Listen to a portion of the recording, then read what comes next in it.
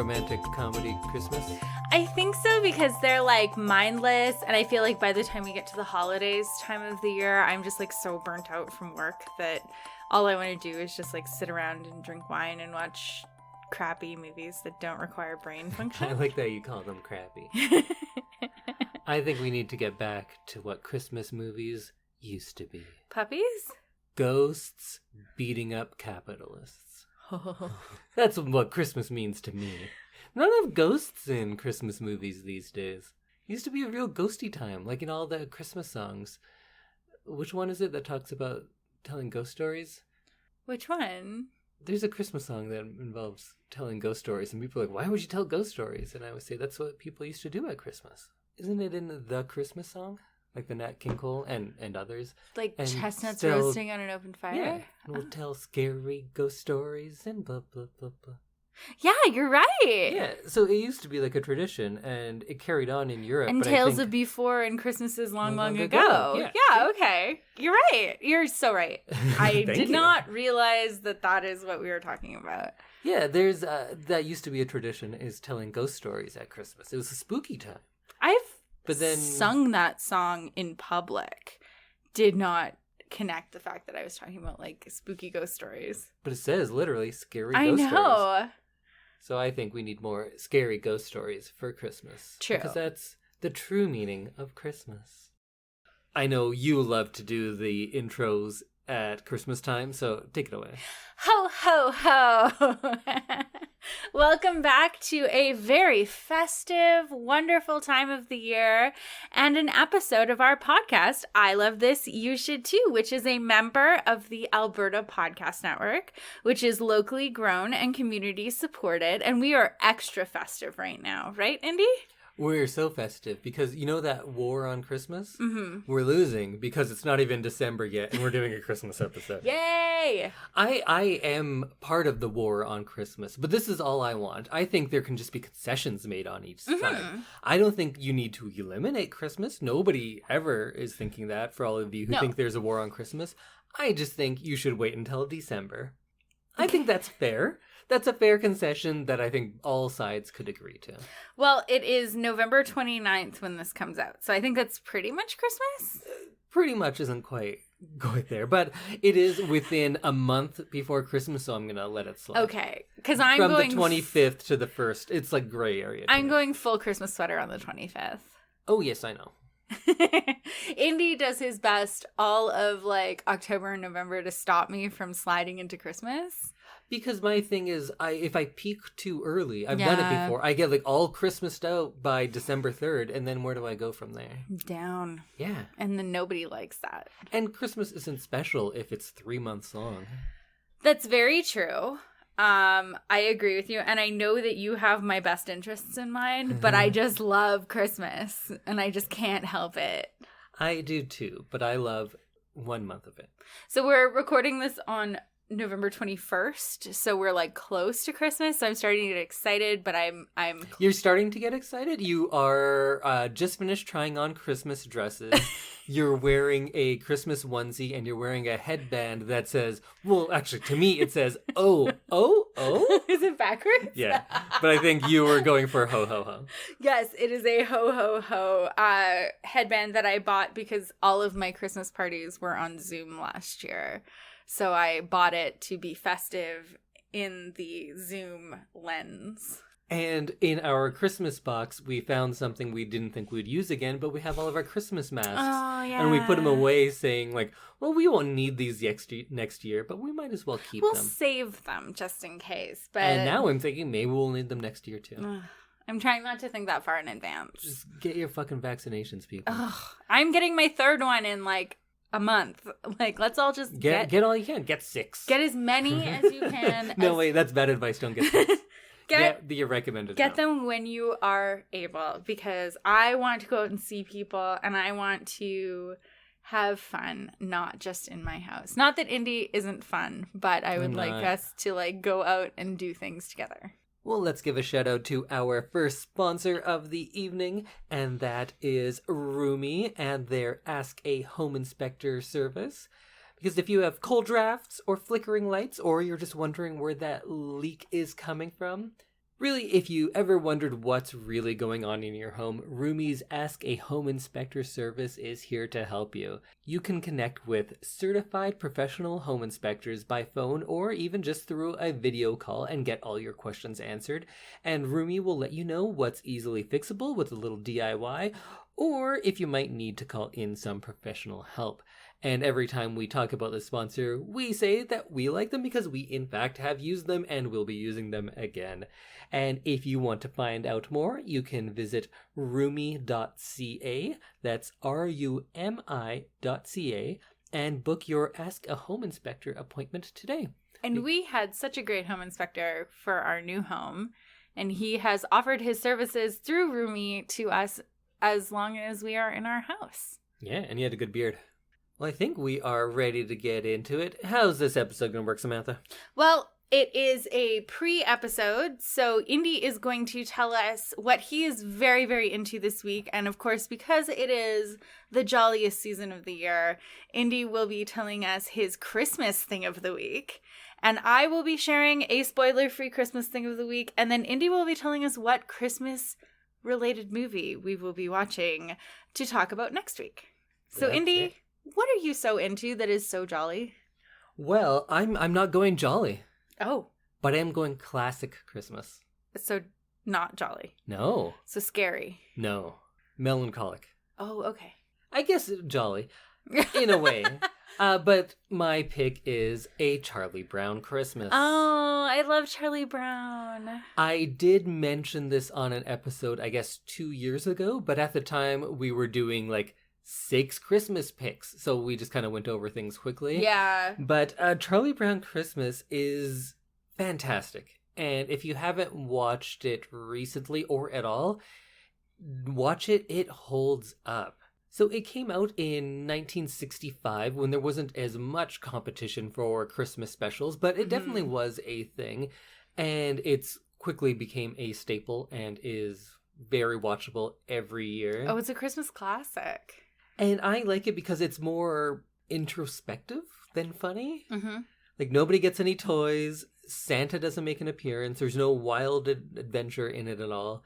And the spirit of Christmas that this movie talks about is way more philosophical than it is celebratory. Yeah. And for all sorts of people who are out there and not really feeling the holiday season like many people are, Charlie Brown is there to remind you that you're not alone, and it is perfectly fine to not quite get Christmas and to be really sad at this time. Aww. And that is something that I think peaked in this movie, because they don't get many movies talking about that sort of thing nearly as much anymore. And we do spoiler-free things of the week, but Charlie Brown Christmas, I feel like everyone knows. I feel like if it came out in the 60s, you should have seen it by now. And I'm going to spoil the whole plot in like 3 sentences, but that's not what it's about anyways. Okay. So here's the entire plot. Charlie Brown is a boy, and he's very sad. And so then Lucy says, hey, why don't you direct a Christmas pageant, because you should be a part of things, which is actually very good advice. Lucy not known for her great psychiatric advice, but in this case, very good. And so he goes like, oh, okay, I'll direct the play. I'm going to buy this tree as part of the play. And then everyone's like, hey, this tree's a piece of shit. You're bad and you should feel bad. And then he does. He feels even worse. But then they're like, oh, you know what? Let's give him a break. It's Christmas. Let's dress up this tree and make it look nice. And then it looks nice. And they're like, hey, Charlie Brown, look, this tree's not so bad. You're not so bad. And he's like, oh, yeah, I'm not so bad. The end. That's what nice. a great message. So happy. I'm not sad about that at all. I love that this is a movie that starts off with like a depressed 9-year-old boy. Yeah. I don't know how old Charlie Brown actually is. But they broke so many rules that were like a part of holiday specials, even in the 60s. Like, it didn't use a laugh track, which I love because that was very common at the time. I honestly can't watch movies with laugh tracks anymore. Or like TV. I don't think there's a single show that I like. Yeah. That has a laugh track. Exactly. I can't. Probably not since like the year 2000. I find it so hard to focus on things that have laugh tracks. Like, I'll laugh when I'm goddamn well ready to laugh. I will laugh when I want to laugh. Yeah. Thank you. Tell me when to laugh. Thank you.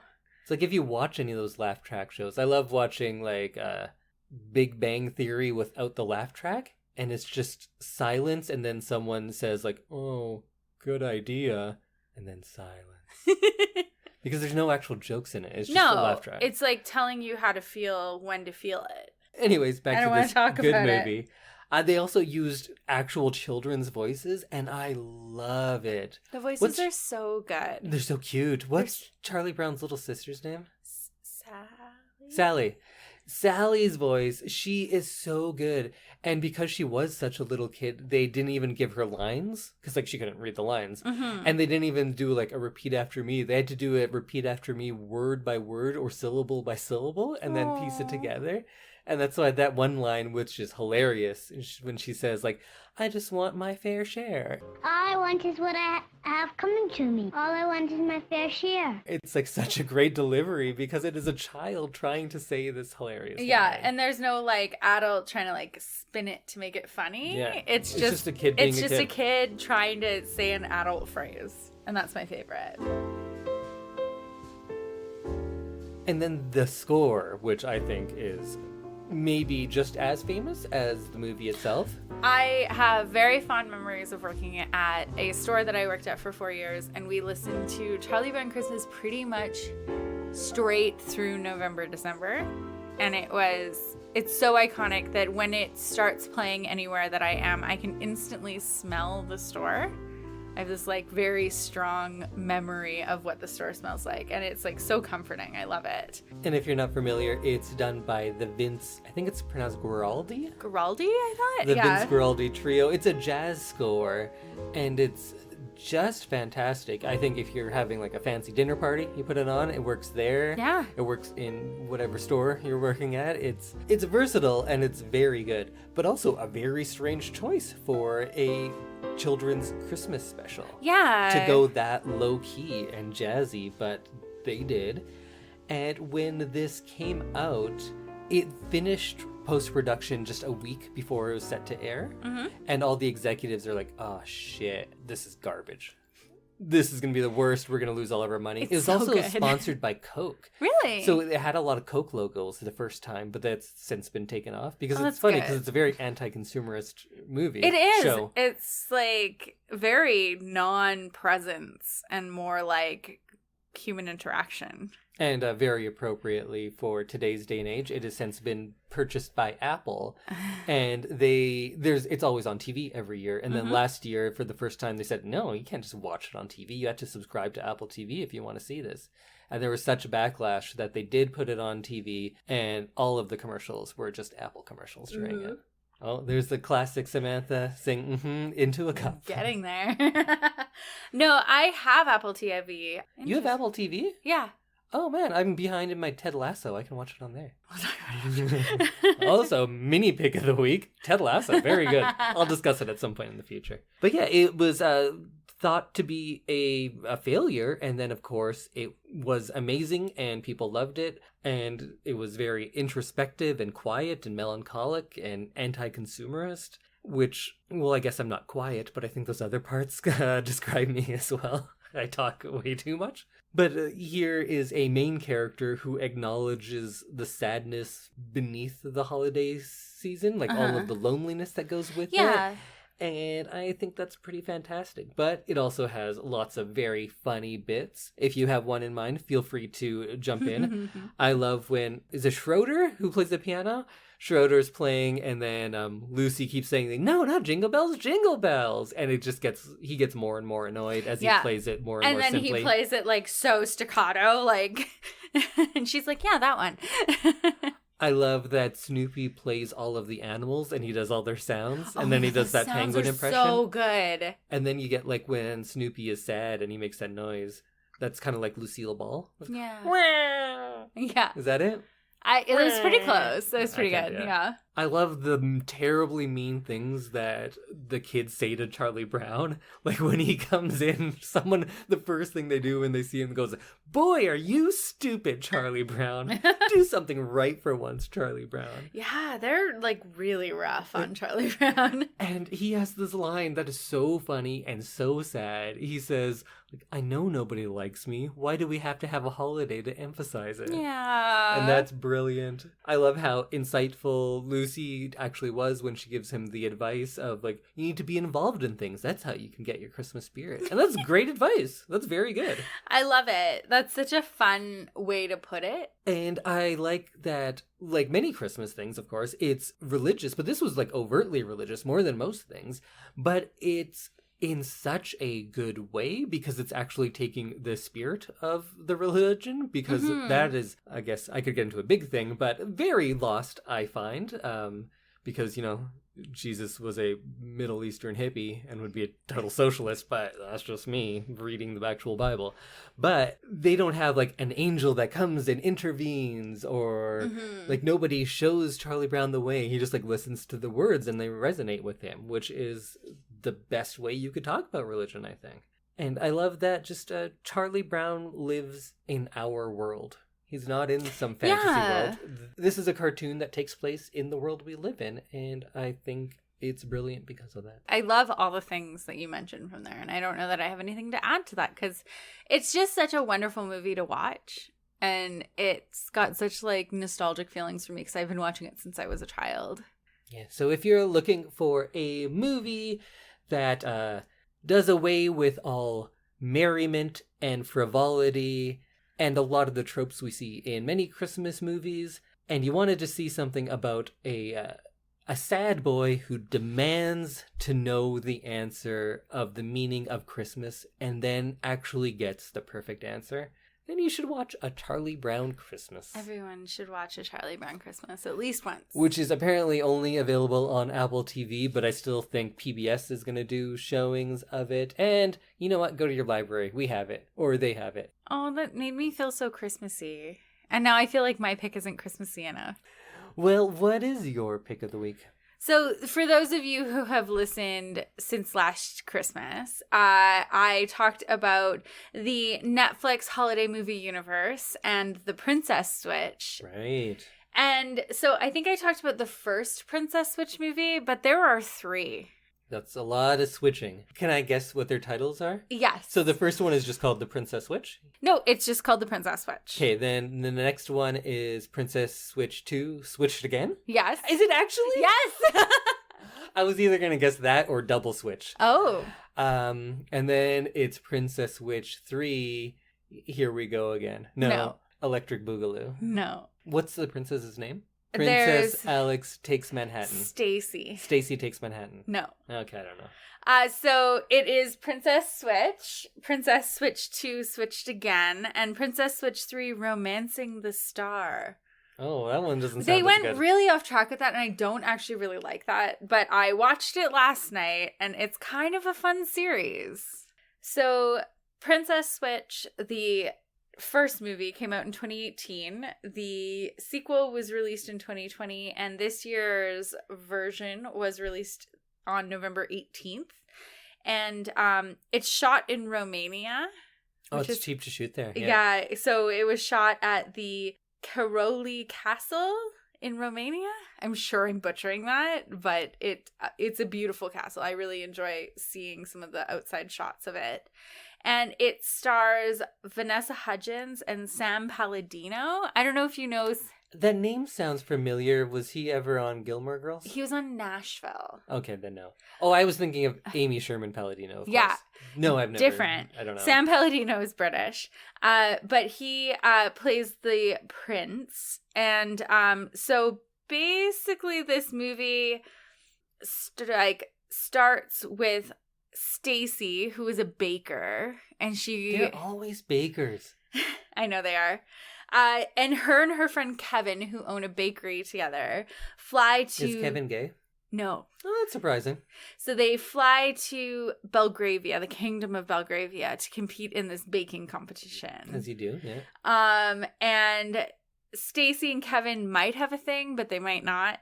And Lady Margaret of Montenero, the Duchess of Montenero, she is supposed to marry Prince Edward of Belgravia. And so she is there, and she's supposed to be doing a whole bunch of stuff with this baking competition. And then Stacy and Lady Margaret, who is the Duchess, meet, and they have that classic "you look like me, you look like me" moment. And it's super fun, and they never actually really like go into why they look alike, their lineage. But see, I would ask questions. But then they switch, and then they both love the other person's partner more, and then they fall in love, and everything's good. So Stacy, the baker, ends up marrying Prince Edward. May I ask a question quickly, though? Yes. Are you going to describe these 3 movies? No. Okay. No. This is the end of the first 2 movies, basically. Oh, okay. Yeah. So Stacy marries Prince Edward, and becomes the Princess of Belgravia, and Margaret becomes the Queen of Montenegro and marries Kevin and becomes stepmother to Kevin's daughter. Cool. Yeah. In the second movie, you meet Lady Fiona Pembroke, who is Margaret's cousin, who looks exactly like them. So Vanessa Hudgens plays 3 completely different characters in this movie. Oh, she's like a modern day Martin Lawrence. Sure. Eddie Murphy. Okay.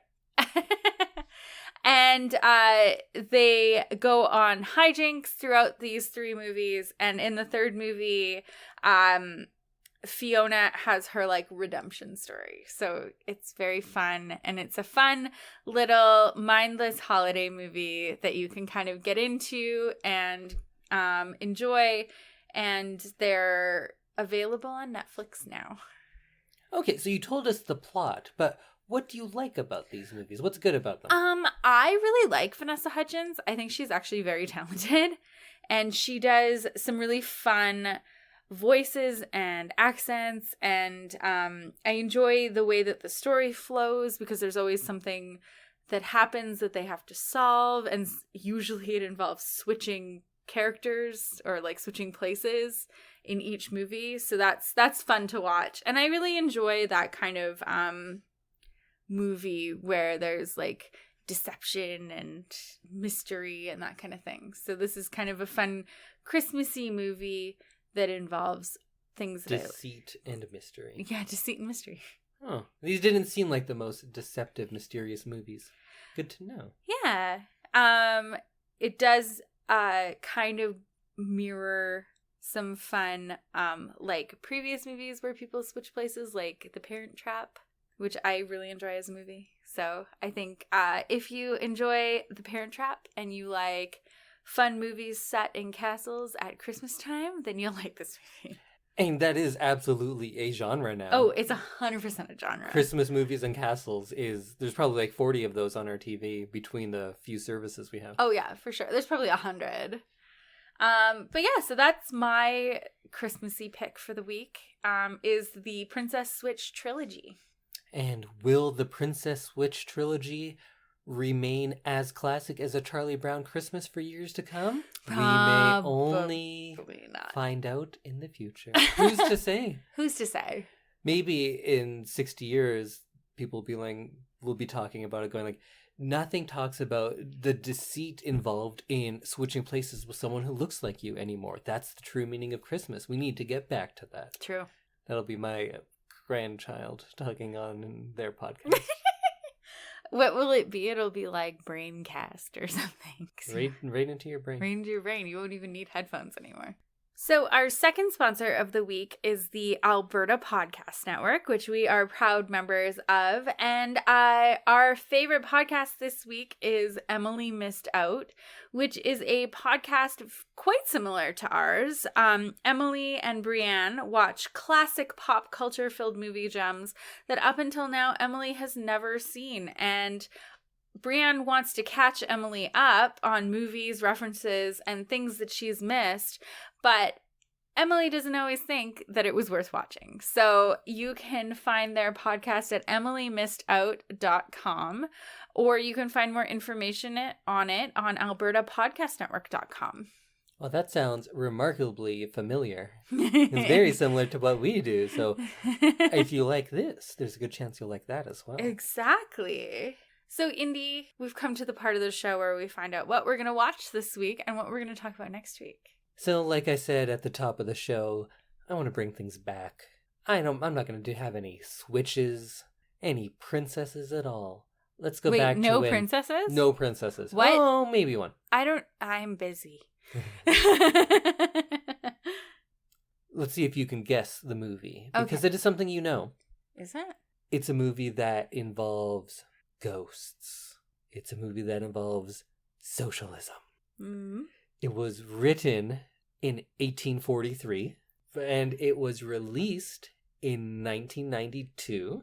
It stars a classically trained stage actor and film star as well, but real, like, one of those classic guys. And it has an amazingly versatile cast. Like, the supporting actors have huge range, and they demonstrate the range in this movie and in their other works. So the lead is one Michael Caine. I know what we're watching. The supporting cast includes such notable stars, really. Yeah. As Oh, yeah, Kermit the Frog, yeah. Fozzie Bear, Yeah. Gonzo, Yeah. Rizzo the Rat, Uh-huh. Miss Piggy, Oh. and many others. Ooh. So we are watching The Muppet Christmas Carol. I knew as soon as you said Michael Caine, but I'm excited about this. I feel like I've only seen this in, like, bits and pieces. Yeah, so I was trying to find something that you hadn't seen, which is hard around Christmas movies if I don't want to go foreign or horror. Mm-hmm. And I've been doing a lot of foreign and horror recently, so I thought I'd give you a break. And go with... That you'd lighten up for the holidays? Yeah. And go with something that I truly believe is actually a very good movie. And I think when we do the full episode, I'm going to make the argument that this is, in fact, the best adaptation of A Christmas Carol. Have you ever read the book? I have not, but I've seen multiple versions of the Christmas Carol, like, live, and But then you I've haven't seen the also best one. seen the Christmas Carol, like the movie, But not the best one. the Muppets. Yeah, the Muppets is the best one. Apparently, I haven't seen it. Okay. I read the book, and I'll read it almost annually. It's a really short read. Oh, okay. And I like Dickens. So I might read it again in the next week before we watch and talk about this. But I really believe it is a very good adaptation. I believe the performances are great. And yes, I'm including puppets, but also Michael Caine plays it like he was on stage in London. He doesn't, like, ham it up because he's playing with puppets. He goes for it, and Michael Caine, I think, is just incredibly talented. Oh, Michael Caine is so talented. And if you say, my cocaine, quickly, you sound like him saying his own name in his accent. Quickly? You just say it quickly? Okay. My cocaine. My cocaine. Oh. So you're very familiar with the story. Yes. How much of a Muppet fan are you? I would say I'm like 65% of a Muppet fan. Okay. I wasn't a huge Muppet fan as a child. Mm-hmm. And as I've gotten older, I've realized how brilliant it is. And in the last little while, probably the last 5 years, I've gone through and watched all of, I think, every piece of Muppet media out there. And I hadn't even seen Muppet Christmas Carol until probably about 6 years ago. So it's not something I grew up with. Oh, interesting. And then I watched it, and it's pretty fantastic. I think the Muppets, of course, the comedy is what they're known for. Yeah. And their comedy overlaps with what I think is funny pretty often. And you'd think that it's like, puppets is going to be very broad, but it's not, I don't think. There is that, like, people fall down. That's funny. But Muppet comedy, I think, is a lot sharper and more clever than a lot of people give it credit for. And then they also take the heart of the story and let it shine. So it is quite true to A Christmas Carol. In fact, it probably has more Dickensian language than most versions because Charles Dickens is kind of in it. Right. They have Gonzo plays Charles Dickens narrating. You're ruining it for me. Is that ruining it? But then we can get into the metaphysical talk about who is he and on what plane does he exist, because sometimes he's seen, sometimes not. But maybe he himself is a ghost like those other ghosts. But Whoa. we'll get into all Whoa, of man. this Next week? next week. And if you're looking to watch The Muppet Christmas Carol, you can find it probably in just about every library. Oh, it gets everywhere, I feel like. And it is on Disney Plus as well. I have the DVD, but I might want to watch it on Disney Plus because there is a song that was cut, and I'm not sure if it's been restored on Disney Plus. So I think we should watch it on there and see if we can find this extra song. I love a good deleted song. Because the reason the song was cut was because they felt the complexities of emotion that were portrayed in the song might go over the heads of children. Isn't that a fun reason to cut a song? Because it's too emotionally complex. Wow. Is it too emotionally complex for me? It might be. Who knows? Well, I guess we'll see. Well, let's watch a little trailer for it. Coming soon on video cassette, Walt Disney Pictures presents a Jim Henson production of a classic Christmas tale. Bah, humbug. He's the world's greediest man. It's Ebenezer Scrooge. Until the magical night he meets someone extraordinary. Hello. The Muppet Christmas Carol. I'll drink to Mr. Scrooge, even though he is stingy and badly dressed. Humbug. There goes Mr. Humbug. There goes Mr. Grin. Do you think it's safe for us to be up here? If they gave a prize for being mean, the winner would be him. Yes, Mr. Cratchit. If you please, Mr. Scrooge, the bookkeeping staff would like to have an extra shovel full of coal for the fire. Our assets are frozen! How would the bookkeepers like to be suddenly Unemployed! Heat wave! Oi! This is my island in the sun. Oi, oi. It's Charles Dickens' classic tale, as only the Muppets can tell it. It's good to be heckling again. It's good to be doing anything again. Stuffed with holiday warmth and cheer. 'Tis the season to be jolly and joyous. This is the movie to see, to share, to cherish with someone you love. Thank you for making me a part of this. Coming to video cassette this fall. It's the Muppet Christmas Carol. God bless us, everyone. Whatever. Well, that's fun. Excited? I'm excited. I think this will be a fun one to watch. I think it'll be an easy watch. Yeah, that's true. That trailer was so 90s though, huh? It's so 90s. It seems like it's from 40 years ago. Well, it's from like 30 years ago. Oh my god, I don't want to talk about it. I don't want to talk about it. It seemed like it's going to be funny and fun. Yeah, I think the trailer was a little more broad than my favorite parts of it, but it's all in there. So check it out for next week on Disney Plus or wherever you can get access to it. And we'll meet you back here for another super Christmassy episode. So jolly. Well, I know that you also probably want to wrap up the episode today, so take it away, Samantha. Ho, ho, ho. And we'll see you next week. Bye. Bye, everyone.